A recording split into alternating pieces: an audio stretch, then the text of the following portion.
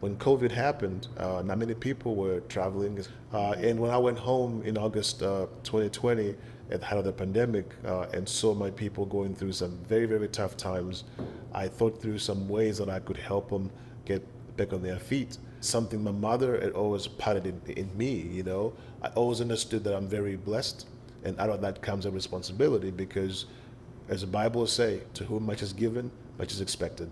So from my perspective at that moment, I knew that even though things were tough, I was among the few probably that were privileged. Yeah. And just seeing people that you know in a tough situation, it really Yeah. drove me into having a sense of urgency in doing something. Yeah. So I always had, an idea to showcase my culture and heritage through art.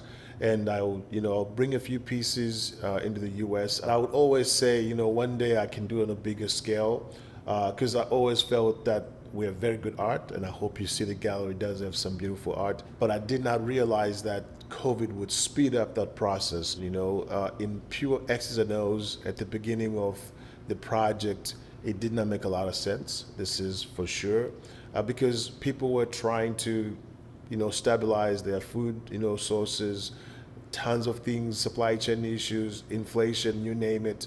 And there we were investing in a luxurious product. Art is quite honestly luxurious. If you Right. cannot satisfy your housing needs, your food needs, the last thing you're thinking about is art. Yeah. Hence, it was a faith-driven mission. But once again, I've always believed in our culture and the art and how beautiful, unique it is. That was very clear. Also knew that if this worked, it would provide a lot of people with an opportunity to feed their families through their honest hard work. And a combination of that led me into saying, you know what, if the Lord meant it to be, He will see us through. It's very fulfilling because they know that we have their best interest at heart. They're people that I know, and when I walk into the gallery where they work, I greet them by name, and it for me personally also knowing whose lives I'm changing.